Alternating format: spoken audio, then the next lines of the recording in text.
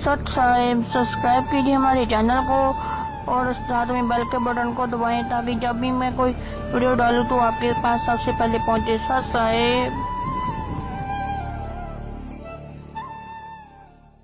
जैसा मोती ओस का ऐसी तेरी आवे, गरीबदास कर बंदगी भाई भौर न ऐसा दाव, ऐसा दाव, ऐसा मौका, ऐसा चांस मनुष्य शरीर और फिर ये तत्व ज्ञान, और अब भी तुम पीछे रहोगे।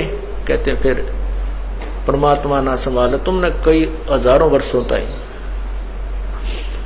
हजारों युगों तक नहीं संभालेगा, क्योंकि आप रिजेक्ट कर दिए जाओगे कि इतना कुछ होने के बावजूद भी, और फिर अपनी अज्ञानता और अपने ही ज्ञान के ऊपर आधारित होकर के अपने आप ही चले, संत की एक भी नहीं मानी।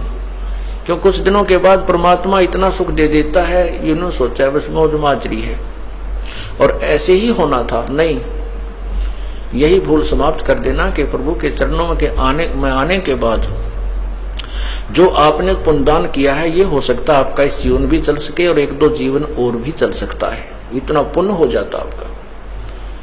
लेकिन जिस दिन से आप संत से विमुख हो जाते हैं उसी दिन आपका फुल स्टॉप हो जाता है।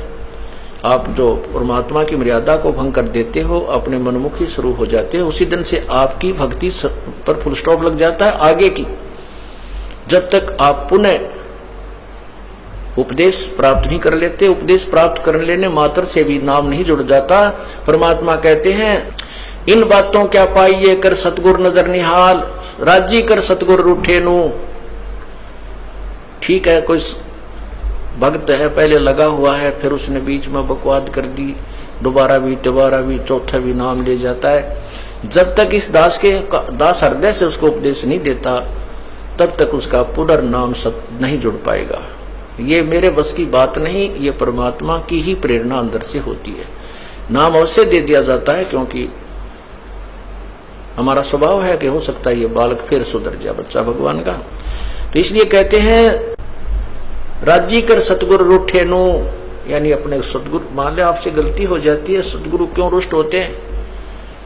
क्योंकि आप विद्यार्थी, वो विद्यार्थी से टीचर रुष्ट होता है जो कोई भी मर्यादा नहीं निभाता, बार बार समझाने के बाद भी शरारत करने से बाज नहीं आता, तो वो उससे रुष्ट होता है। ऐसे ही परमात्मा का मार्ग है, आप विद्यार्थी हैं, ये दास आध्यात्मिक टीचर है।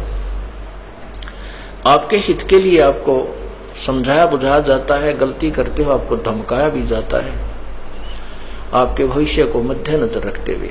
निदास का कोई लेन देन नहीं।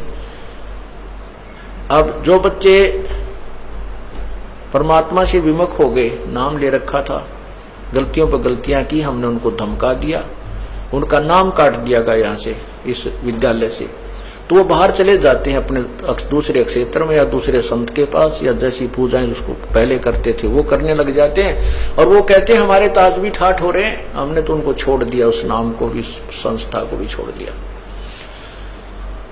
और कहते हैं अब हमें कोई हानि नहीं हो रही है।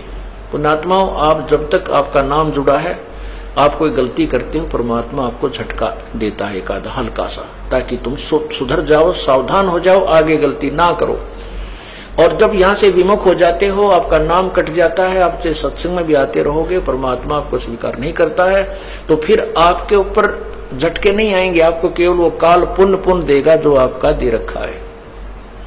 जैसे विद्यार्थी, जो बच्चा स्कूल में आता है, गलती करता, टीचर उसको पीटता भी है, एक आधा थप्पड़ भी मार दे, खुड़कावट धमकाता भी है, और जब वो बच्चा स्कूल छोड़कर चला जाता है, फिर चाहे वो गधे पर बैठ कर बारी लेता रहे, कहीं घूमता रहो, कहीं खेलो, वो टीचर उसको कुछ नहीं कहेगा, उसके साथ से निकल जाएगा। वो कितनी शरारत कर रहा हो वो नहीं, टीचर नहीं बोलेगा उससे, क्योंकि अब उसका विद्यार्थी नहीं रहा।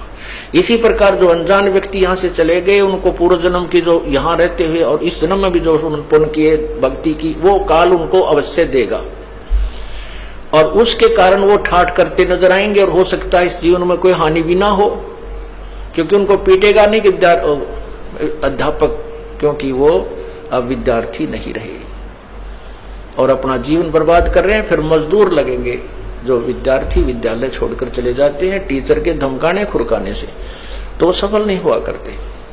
तो इसी प्रकार हमने उस परमात्मा की भक्ति करनी है। तो क्या कहते हैं,